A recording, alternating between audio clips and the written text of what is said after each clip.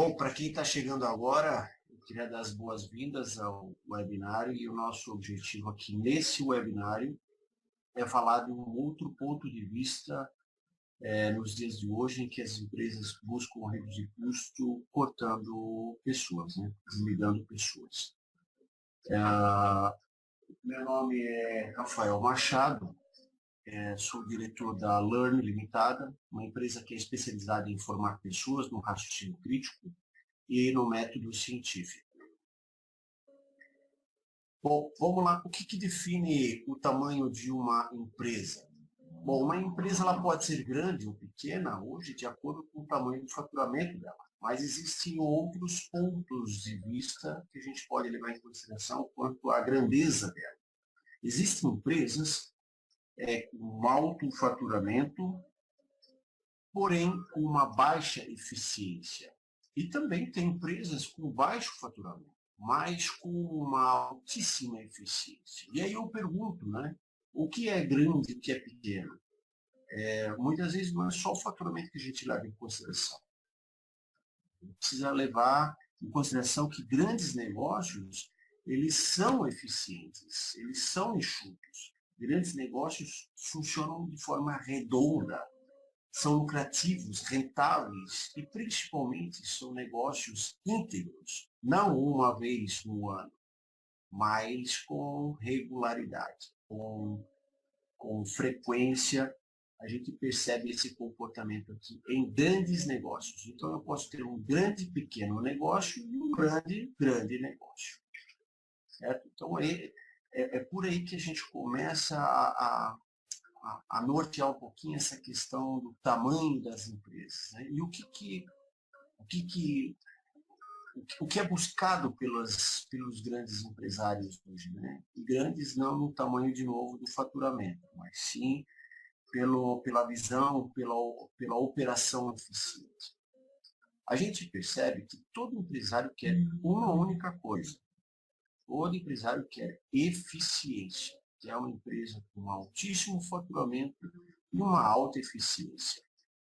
E isso se traduz numa palavra chamada lucro, né? A lucratividade, que nada mais é do que a diferença entre o faturamento, né, o quanto que entra de dinheiro, versus o que sai de dinheiro, né, os custos que estão envolvidos nessa operação.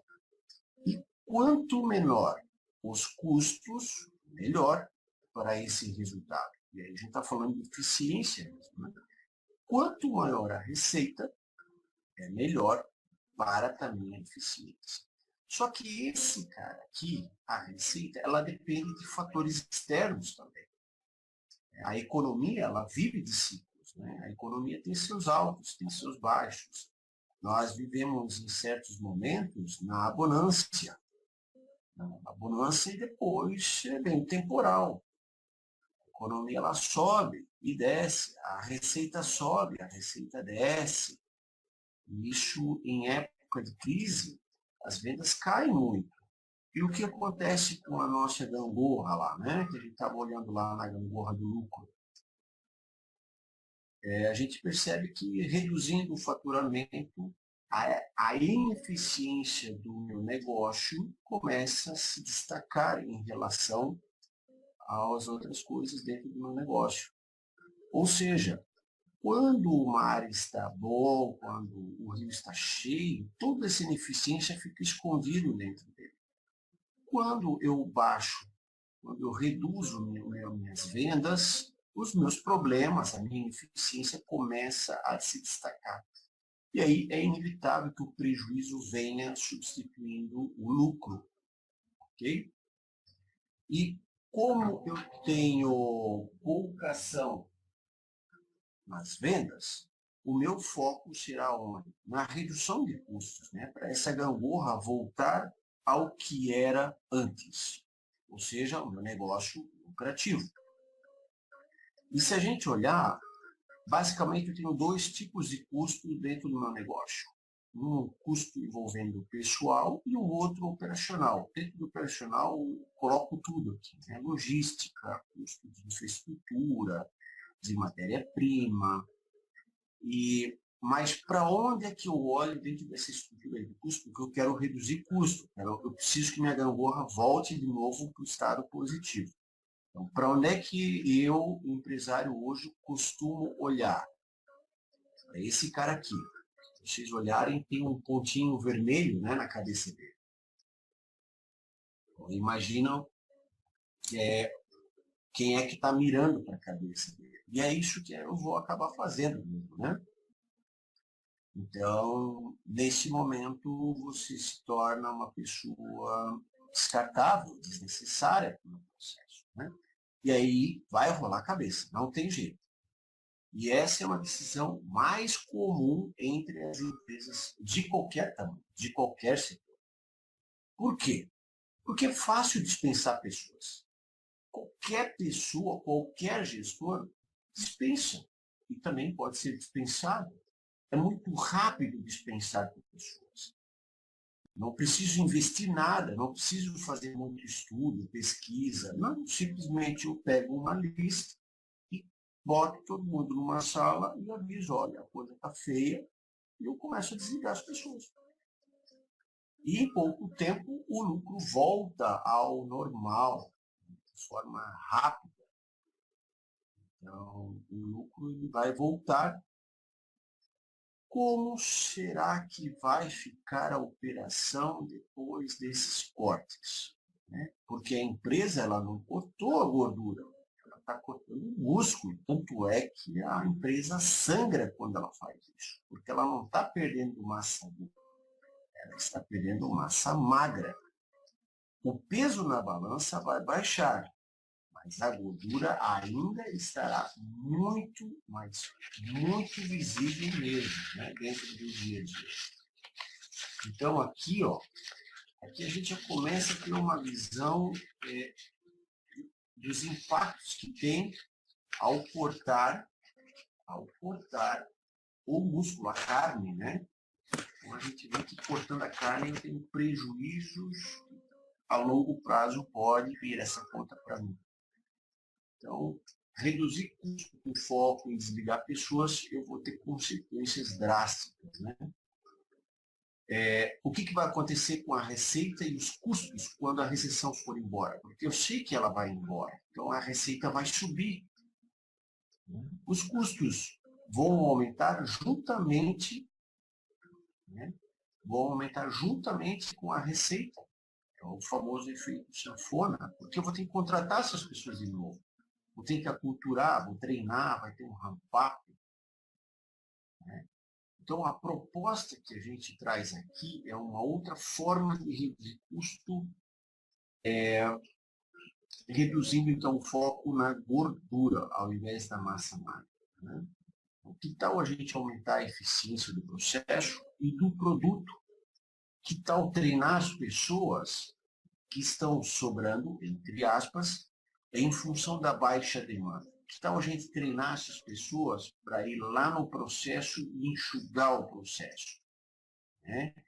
Que tal a gente pegar essas pessoas aqui, sim, e vamos levar lá para o processo e vamos treinar elas, vamos enxugar esse processo, vamos reduzir desperdício, vamos melhorar a qualidade, sim, melhorar a entrega, reduzir, otimizar o estoque, treinar bastante, porque a gente treina muito quando o campeonato não começa. O corredor lá, o cara que está correndo a Fórmula 1, ele treina muito fora da temporada. Então é nessa hora que eu tenho que treinar o pessoal, quando nós estamos com baixa venda. Né? O que a gente quer é o quê? Aumentar a eficiência do negócio. E é isso que a gente faz. É isso que a Learn faz. Então, a gente forma as pessoas para enxergar o processo como ele nunca viu na vida, de uma maneira totalmente diferente. Porque toda melhoria que eu faço no processo e no produto, ele acaba financiando outros estudos de melhoria. E engraçado que quanto mais projetos de melhoria essa equipe que eu estou treinando vai executando, a habilidade vai melhorando.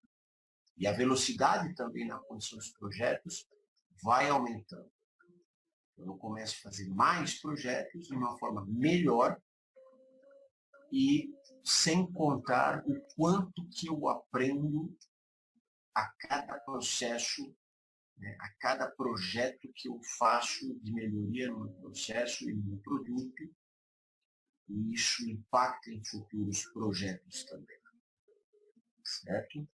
Então, com essa abordagem aqui, o que vai acontecer com a receita e os custos quando a recessão for embora? Diferente da outra abordagem, o que a gente acaba vendo aqui é um lucro maximizado. Como isso, Rafael? Eu vou explicar aqui. Primeiro, a recessão passando, as vendas vão subir. Isso automaticamente os lucros vão aumentar. Só que na outra ponta da gangorra, nós reduzimos o custo não cortando pessoas, e sim enxugando o processo, reduzindo gordura. E quando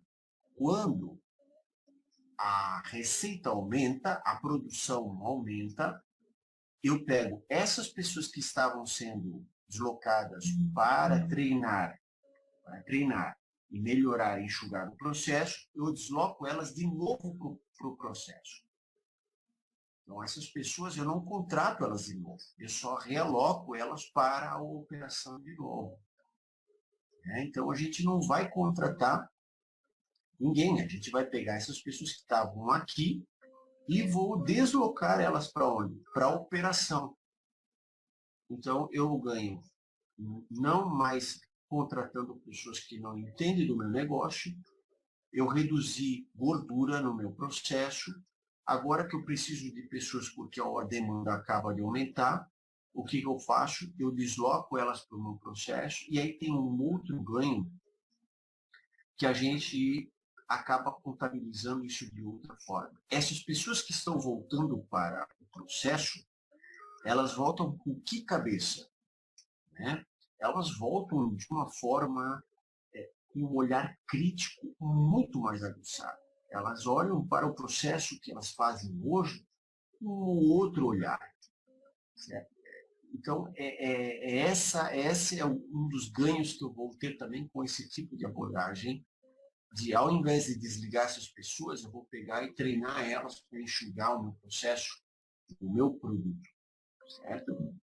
Então, muito melhor do que contratar novas pessoas, isso sem contar que é sem custo nenhum, que é só deslocar essas pessoas. Né?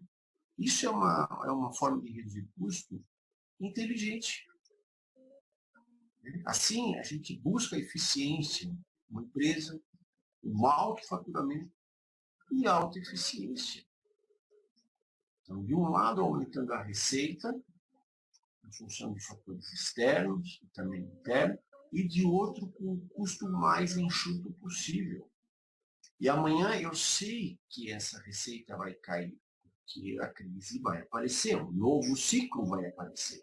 E é nesse momento que eu desloco de novo as pessoas, outras pessoas para o processo e trabalho em enxugar o processo mais ainda do que já está. Okay? Que tipo de formação, treinamento, que pode contribuir para reduzir custo de forma inteligente e sustentável? Tudo começa pelo raciocínio crítico, né? Então a gente começa usando mais a cabeça do que as pernas e os braços, a questionar o que a gente faz, como a gente faz e por que a gente faz. Vamos exercitar um pouquinho a nossa criticidade nesse gráfico aqui. Esse é um gráfico que apareceu na mídia logo em 2013, okay? Na época em que o tomate foi considerado vilão da inflação. Deem uma olhada aqui. Só um minuto. Okay. Deem uma olhada no lado de cá desse gráfico, mostrando que aqui está a evolução dos preços no produtor e do lado de cá a evolução dos preços no varejo.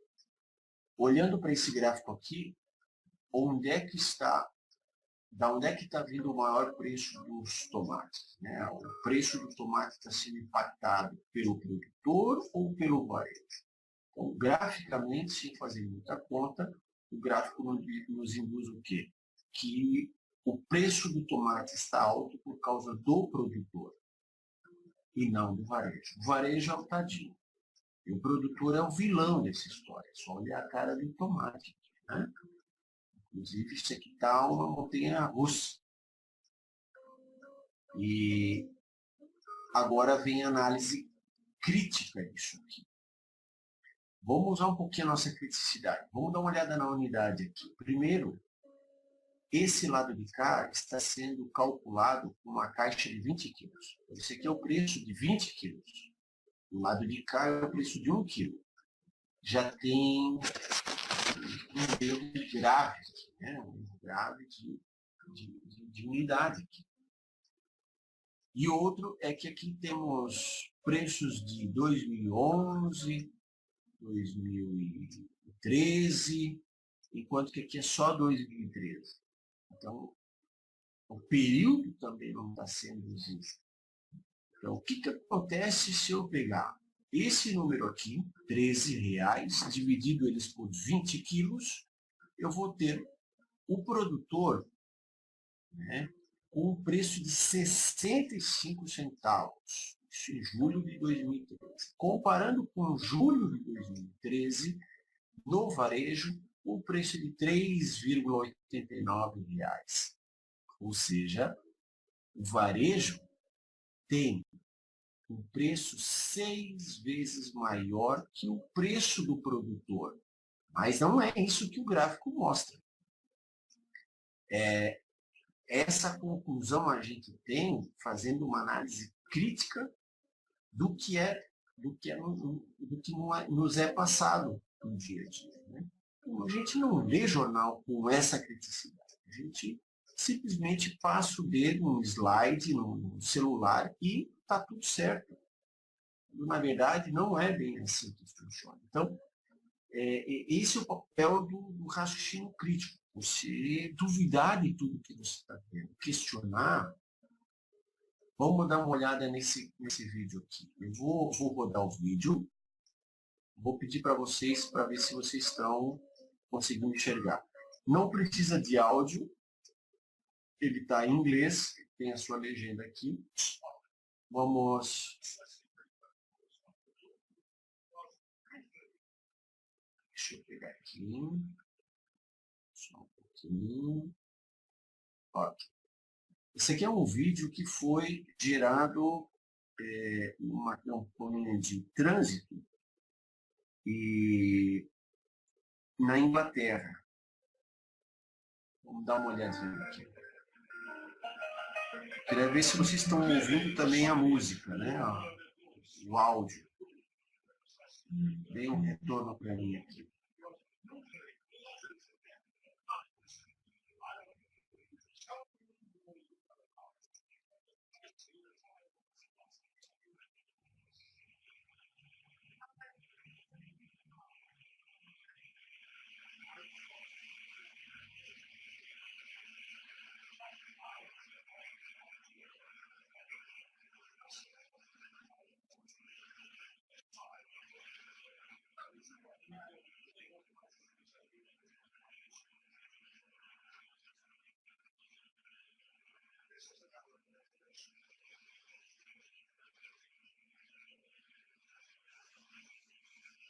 Quando eu faço essa pergunta para as pessoas,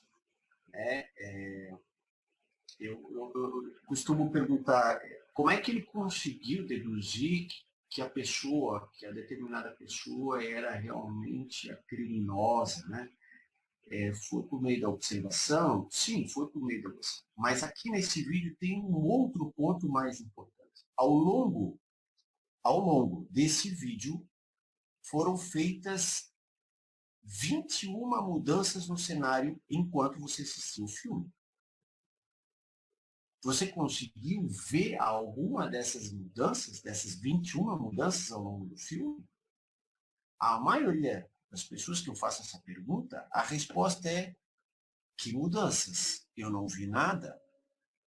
Então, deixa eu continuar rodando o filme e vocês vão ver tudo que foi mudado ao longo desse filme enquanto você assistia e não observou.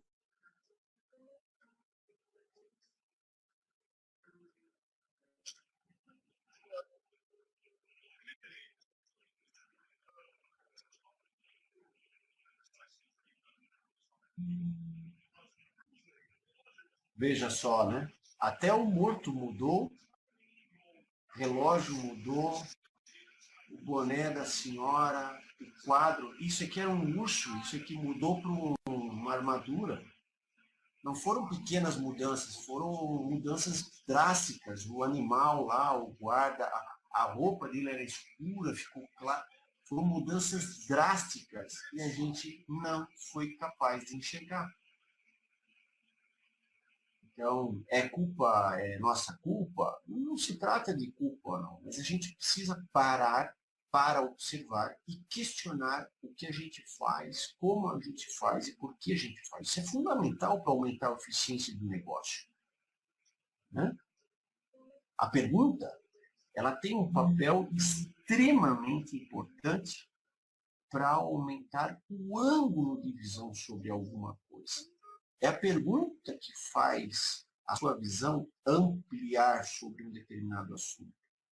Pode ser sobre um assunto de esporte, religião, política, negócios, relacionamento. Essa visão sobre algum tema, algum assunto, só será ampliado se você realmente colocar as perguntas para trabalhar. Porque a resposta, ela fecha a visão. Ela bate o martelo e dali não sai mais nada. Esse é o poder que a gente tem com as perguntas. Certo? Eu vou continuar aqui. Se vocês tiverem alguma pergunta, anotem que no final eu vou deixar um espaço para a gente trabalhar essas perguntas aqui. Tudo bem? Como é que se torna uma pessoa mais crítica, ela mais questionadora, certo? Bom, a gente costuma responder as perguntas com outras perguntas. Podemos parar de questionar as pessoas e questionar o que é feito, por que é feito, como é feito, e não as pessoas. E, principalmente, duvidar de tudo, duvidar de todos. Certo? Como elaborar boas perguntas? Bom, perguntando muito, mas fazendo muitas perguntas e escolhendo as perguntas que mais incomodam as pessoas e nos incomodam também. Você já fez alguma prova na sua vida acadêmica que você foi avaliado pelas perguntas, ao invés de ser avaliado pelas respostas? Eu não me lembro de ter feito isso na minha vida acadêmica. Né? Até porque eu não consigo entender por que não ensinam a gente a questionar mais desde a infância. É interessante isso, é uma pergunta interessante para levar para frente. Por que as crianças perguntam mais do que os adultos? Bom, uma das hipóteses é: os adultos sabem mais do que elas? Ou eles acham que sabem só porque respondem a elas de forma superficial? Por que as perguntas, são tão difíceis às vezes de responder? Porque não sabemos muitas vezes as respostas ou porque não pensamos nessas perguntas antes, certo? Eu trouxe aqui algumas perguntas que eu já ouvi de crianças, que interessante, né? Algumas vezes, algumas crianças já me perguntaram isso. Para onde é que vai o coco? Por que não pode correr no corredor? Como é que pode ter lápis cor de pele se tem um monte de pele de cor diferente? Se a droga faz mal para a sociedade, por que algumas são permitidas?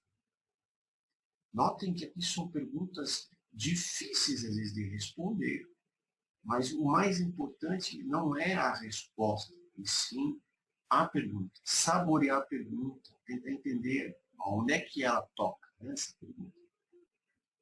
Então, essa é a alma de nossos treinamentos, na verdade, né? O raciocínio crítico.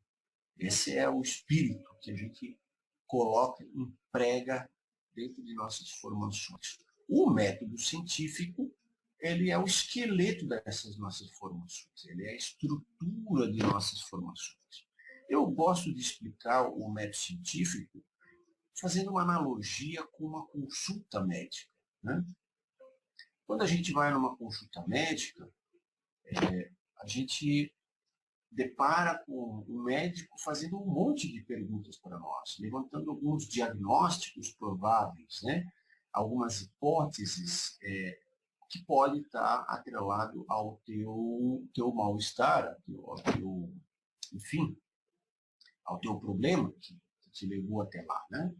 Então, assim, e junto contigo, com o paciente, ele faz alguma previsão e já manda você fazer o quê? Coletar alguns dados, né? Alguns dados para justamente confirmar ou não essas hipóteses, né? Então, lá vou eu para o próximo passo, que é sair fazer exames. Então, assim, por que ele pede exames? Para confirmar justamente ou não essas hipóteses, para responder alguma daquelas perguntas iniciais. Né? E engraçado, a gente pergunta, posso levar o exame de sangue de quando eu era criança? Não, tem que ser um exame de sangue do presente, não vale dados do passado, vale só os dados do presente. Então, não se coleta dados do passado, se coleta dados de hoje, do presente. Então, na análise, que é outra etapa, a gente acaba revelando qual hipótese foi validada e qual foi descartada. E, com isso na mão, a gente toma alguma ação. Dependendo do que foi analisado, eu vou ter ações diferentes para cada análise. Né? Eu posso ter uma ação de correção, que é tratar o mal-estar, pode ser uma cirurgia, ou nenhuma dessas ações, pode ser assim, olha, a gente não achou ainda a causa, mas estamos próximos de achar ela, então novas hipóteses surgiram, né? E eu continuo investigando nesse método científico. Esse, na verdade, é o método científico na prática, certo? E eu pergunto para você, se você encontrasse um médico com essa postura, com essa lógica de trabalho, né, um médico A, e o outro médico chamado B, que usasse uma abordagem de tentativa e erro, que fosse testando com você alguma solução até você ficar bom. Qual dos dois médicos você escolheria? O A ou o B? Qual dos dois médicos deixa mais tranquilo, que passa mais confiança, mais sabedoria, que tem mais conhecimento sobre o que ele está fazendo? Qual dos dois? O A ou o B? Pois é assim na empresa também. Chega a pessoa lá, por tentativa e erro, até achar a solução de um determinado problema. Enquanto isso, vai-se dinheiro, tempo, e muitas vezes a causa não é encontrada. Então, e não é só isso, essa formação ela também procura entender que a variação ela sempre vai existir e é fundamental a gente estar estudando o comportamento dela, né? Até porque tudo varia. O humor nosso do dia a dia varia. Né? Varia. A temperatura da sopa também nas bordas é diferente do que no centro.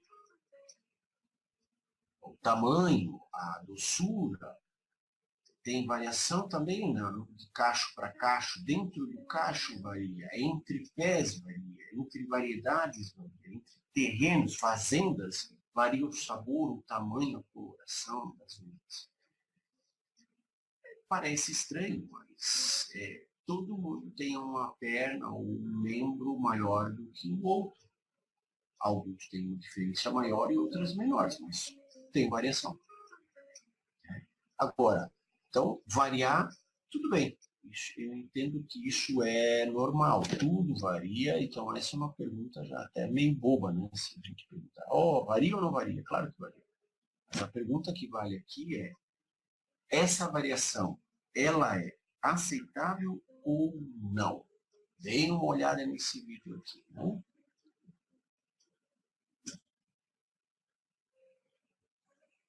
Então, esse aqui é uma pessoa que está dirigindo na via e aqui tem um automóvel que está variando a sua direção. Né?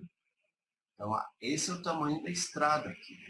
É o limite inferior de especificação e o limite superior de especificação.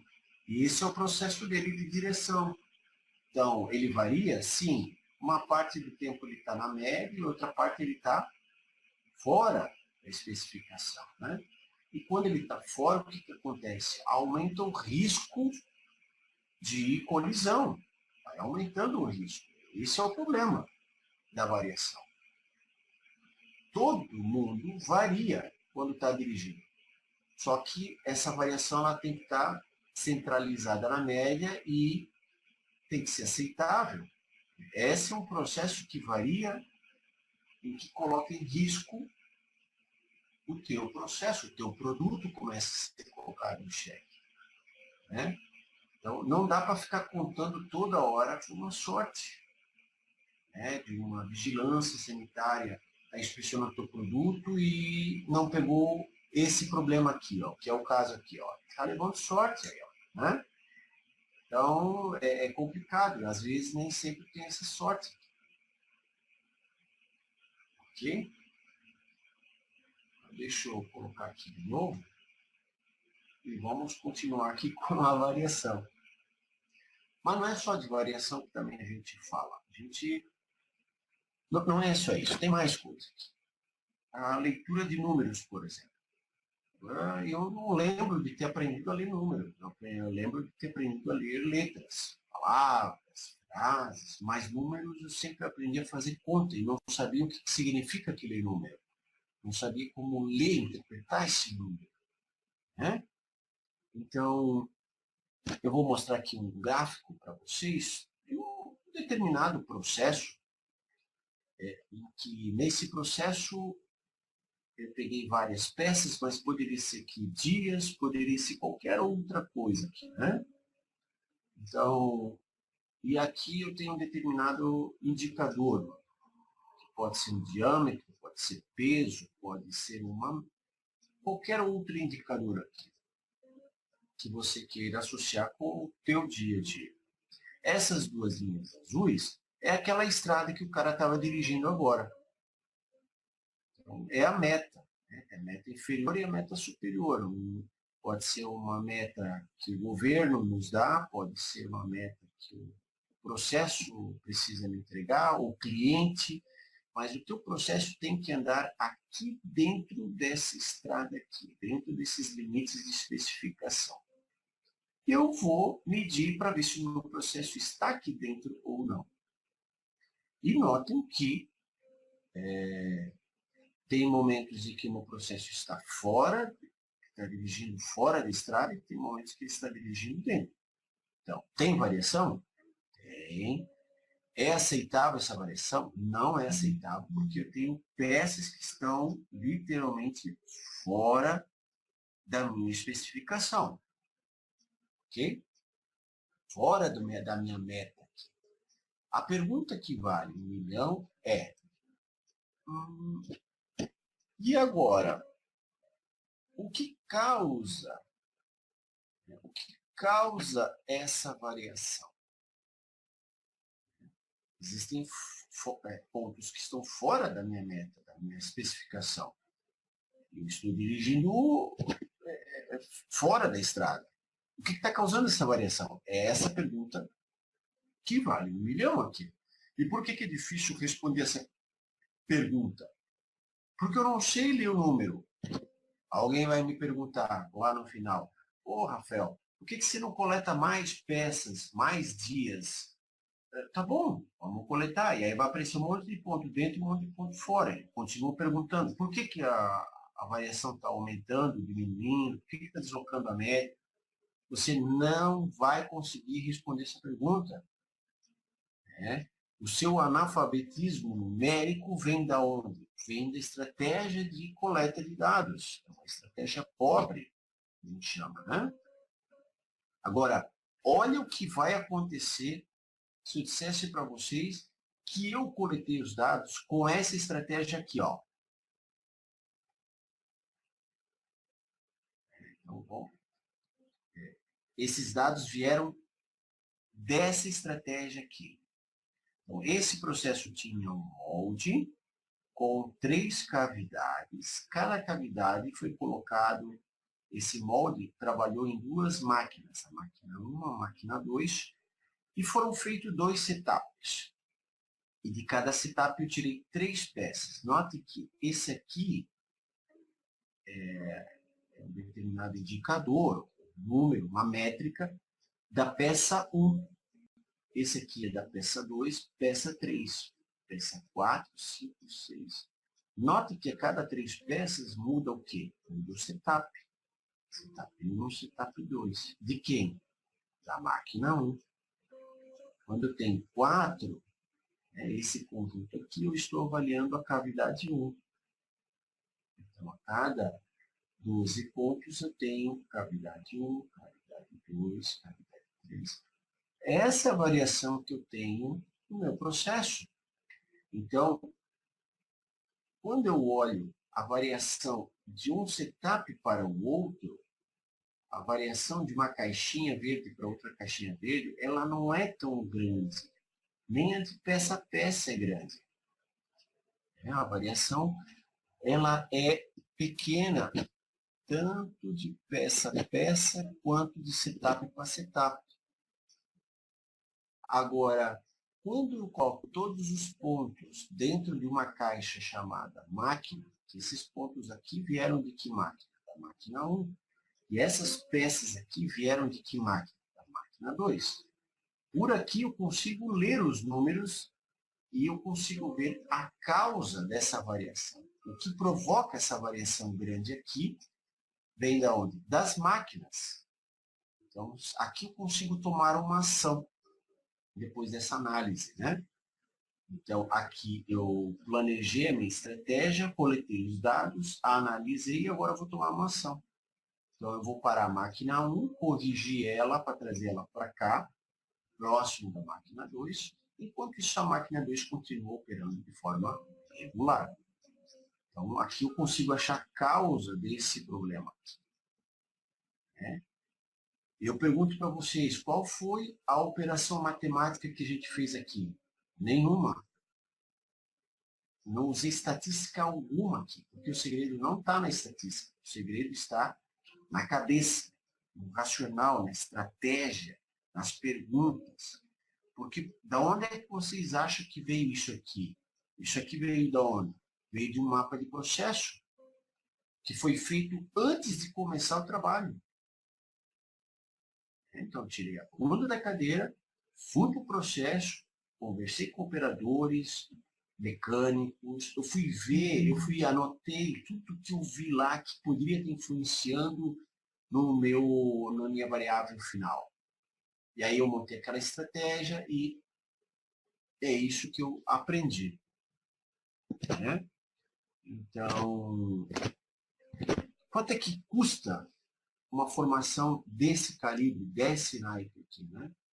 Uma formação que eu estou falando, uma formação que faz a gente pensar, que faz a gente aprender sobre o problema, né? De forma estruturada, de forma científica. Você pode até encontrar dicas de como melhorar o processo, de como fazer isso aqui na internet. Tu consegue, às vezes, achar isso num blog, no Google. Mas são aprendizados que têm pouquíssimo resultado, porque são gratuitos, né? Então, aquele cara que está ensinando o pulo do gato, que está te ensinando realmente a aprender, está te ensinando como aprender sobre um problema, é óbvio que esse tipo de conhecimento é um conhecimento mais nobre e que não vai ser gratuito. Só que o resultado é... O resultado é impressionante, porque você não estou falando só de dinheiro aqui, estou falando de aprendizado, coisas que, nesse exemplo que eu dei agora há pouco aqui, você não vai encontrar esse aprendizado em livro. Porque esse é um aprendizado que é do teu processo, da tua empresa, da tua planta, do teu negócio. e que ele, daqui a alguns anos, pode mudar completamente. Porque o mundo muda, os fornecedores mudam, o produto muda, a tecnologia muda. Então, o conhecimento de anos atrás já não vale mais. E se você não sabe aprender sobre o seu problema, você fica refém dos outros. Então, essa formação te deixa livre. Você aprende a aprender sobre os problemas, né? Como é que é trabalhar com a learning? Né? O que a gente ouve das pessoas é que realmente a gente tem um espírito simples, que a gente gosta de inovar no que a gente faz, né? A gente costuma ir contra a corrente. Enquanto muitos trabalham com estatística, a gente procura usar ela como suporte para aprender, e não ela é o prato principal. Essa simplicidade, que para mim simples é algo que já foi um dia complexo e que alguém trabalhou muito para deixar isso mais mastigável e disseminar isso para as outras pessoas. Então, esse trabalho do dia a dia que eu e o César a gente faz para deixar o que é complexo em algo simples para poder disseminar e fazer as pessoas entenderem isso de uma forma mais amigável, né? Um aprendizado mais próximo do dia a dia. Essa formação que a gente costuma fazer, esse treinamento que a gente costuma fazer, ele é um treinamento onde a gente utiliza um problema que você tem no seu dia a dia, e esse problema que você tem no dia a dia, usar os conceitos que a gente vê em sala, e ao longo do processo de formação, ser orientado por nós para garantir que houve um entendimento dos conceitos e a aplicabilidade no seu dia a dia. E a banca, no final, a banca de certificação vai validar se você entende ou não os conceitos com um outro aspecto. É parecido com o que a autoescola faz, né? Então, você recebe todo o conteúdo teórico na sala, com algum especializado, e depois você vai para a prática dentro do carro, com o teu instrutor ao lado, te orientando, né, na aplicação de tudo que você viu na sala, na vida real, te colocando em algumas situações que você vai passar no seu dia a dia. Certo? No final, você tem a sua avaliação, né, uma certificação também, e dizendo que você está apta para dirigir. Mas isso não significa que você tenha habilidade nem velocidade ainda. Quanto mais você dirigir, mais habilidade e maior a velocidade que você vai estar operando no seu dia a dia. É assim que funciona também conosco, aqui na nossa formação. A gente sempre está atualizado, porque a gente acaba aprendendo com os projetos de nossos colegas, né? Os artigos também nos enriquecem bastante, né? A gente é associado a SQ, e lá a gente tem sempre artigos que provocam a gente olhar o que a gente faz, como a gente faz também, para estar sempre entregando o melhor para vocês. E a experiência, aí nós temos uma bagagem interessante, uma bagagem de 15 anos já, trabalhando com método científico, raciocínio crítico. Ao longo desses anos aí foram mais de 2.000 pessoas treinadas. É uma formação que passa às vezes 6 meses, algumas até podem chegar a 1 ano. Então, não é um curso de 2 horas, a gente tem 2.000 pessoas nesse volume de tempo. E isso acaba nos diferenciando muito de outras instituições, fruto do resultado desse trabalho intenso que a gente tem aí de usar a metodologia científica e o raciocínio crítico para resolver o problema do dia a dia. Né? A credibilidade ela vem graças ao nosso trabalho de nossos clientes. O trabalho sério que a gente tem no final a gente recebe uma assinatura bem bacana dos nossos clientes, dizendo que ó, dá para acreditar nesses caras aí. Então, é isso, pessoal. O que eu posso dizer para vocês? Agora, eu queria ver se vocês têm alguma dúvida. Vou voltar para cá, para a tela. Escrevam aqui no chat se vocês têm alguma dúvida, alguma pergunta sobre o que a gente falou aqui hoje. E eu vou tentar responder da forma mais fácil possível aqui, né?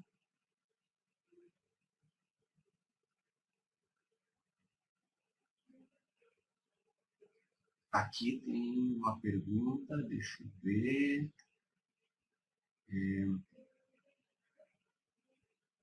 Sobre o patrocínio, né? O patrocínio da gestão como um todo. É assim, ó.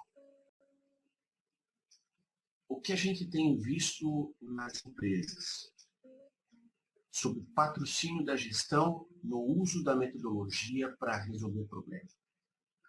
A gestão, muitos deles querem a solução de um problema para amanhã. Como fazer isso se eu não sei nem a causa? Então, não se pensa em buscar a causa, se pensa em resolver o efeito de um problema.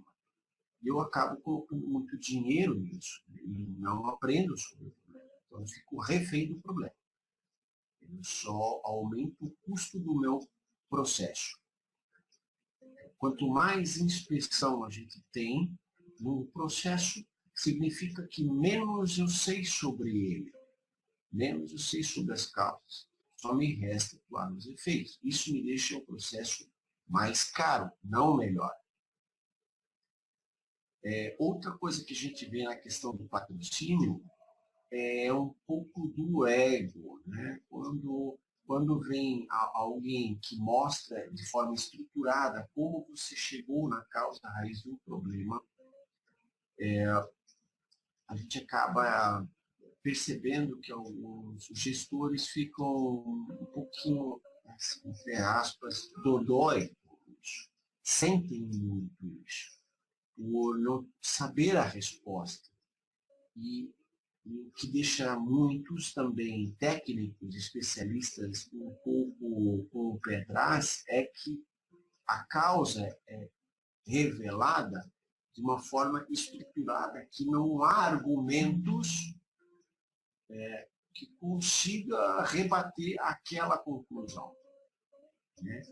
O que se tem de um lado são fatos e dados concretos e validados por uma metodologia científica, e de outro lado um grupo de pessoas crentes que a causa vem de um outro lugar, mas que não tem embasamento algum. E ele não consegue argumentar e combater isso. Então isso acaba criando atritos dentro da empresa, em poucos casos, raros são os casos de sabotagem, inclusive da gestão com a equipe técnica, porque a equipe técnica acaba se sobrepondo à gestão nesse caso. Né? Não sei se consegui responder a pergunta, mas nosso tempo também está quase acabando. Eu vou ficar disponível para vocês também tirarem essas e outras dúvidas nesse contato aqui, rafael@learn.net.br. Se quiserem também, tem o QR Code, você consegue gravar todos os meus contatos com esse QR Code aqui. Entre em contato, a gente está disponível para conversar, trocar ideia, tirar dúvidas, enfim, criar um relacionamento entre colegas de trabalho, que ambas as partes têm suas dificuldades e nem sempre a gente consegue,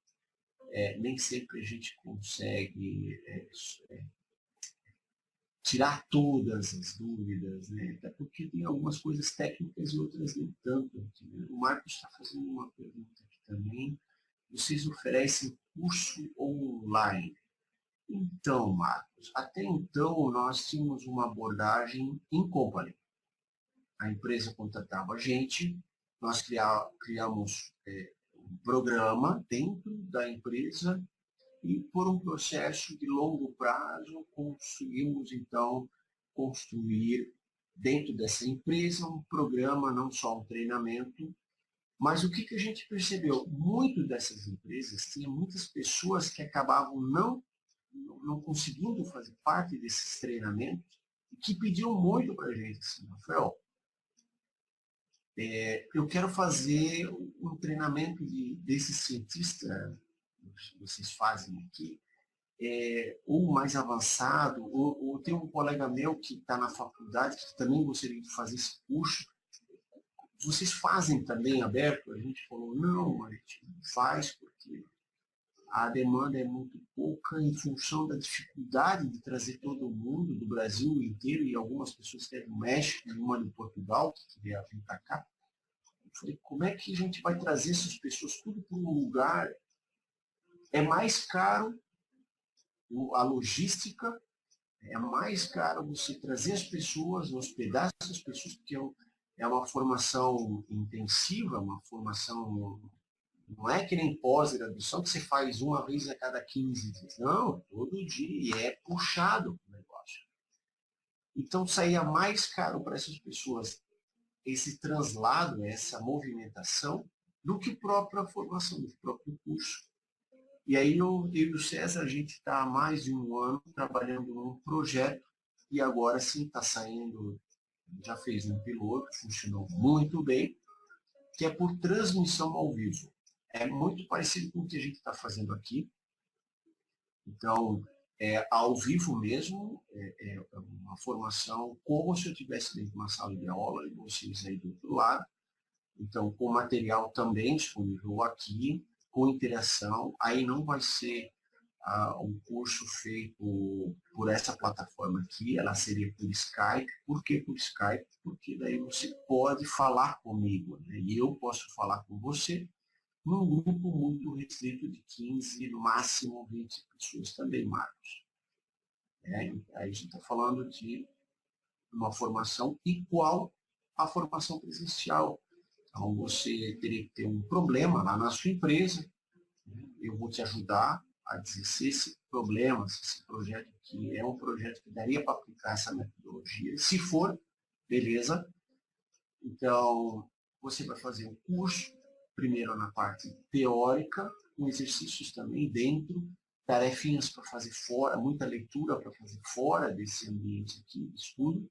Depois você vai aplicar esses conceitos no dia a dia. Vai ter orientações ao longo desse processo e, no final, uma banca de certificação também comigo ou com o Cezinha, que é o meu amigo, meu sócio também, né? Em cima disso aí, passando por esse processo todo, validando o processo, né? Você está capaz de assumir outros compromissos, outros problemas, sim, então você recebe um certificado. A gente não sabe se vai ser um certificado digital ou impresso, talvez os dois, mas você consegue pegar esse problema que você resolveu dentro da sua empresa, fazer uma apresentação por meio do mapa de raciocínio, apresentar isso para a sua gestão e ganhar os seus parabéns aí. Então a gente está agora nesse processo que a gente vai estar lançando o nível básico, cientista industrial nível básico, ano que vem já o nível avançado e depois, né, um nível um pouco mais avançado ainda. Então, sim, a gente está com essa proposta e vamos lançar esse ano ainda o nível básico. Tá bom? Mais alguma pergunta? Senão, a gente vai fechando aqui.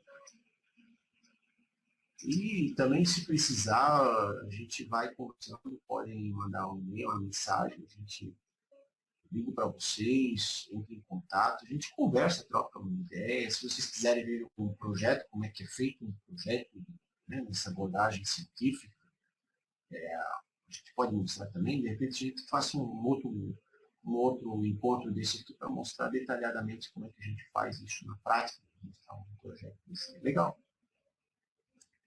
Gente, eu só tenho que agradecer muito a participação de todos. Eu me surpreendi com o número de pessoas aqui, né?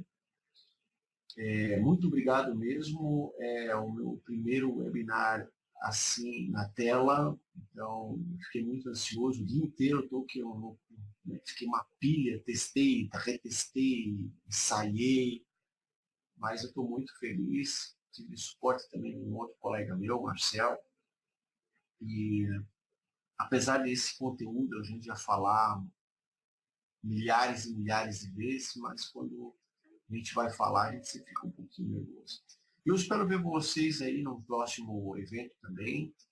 A gente quer fazer mais esse tipo de evento aqui, gratuito mesmo, até para a gente bater um papo, conversar. A gente faria isso também se fosse no ambiente presencial, né? Faríamos isso talvez no biblioteca ou numa salinha de aula, mas aqui a gente pode fazer isso também de outra forma, né?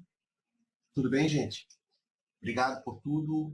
Um abraço. Se vocês quiserem mandar um feedback de como é que foi o encontro, vocês têm um e-mail, manda lá, escrevam do jeito que vocês quiserem e até a próxima. Valeu!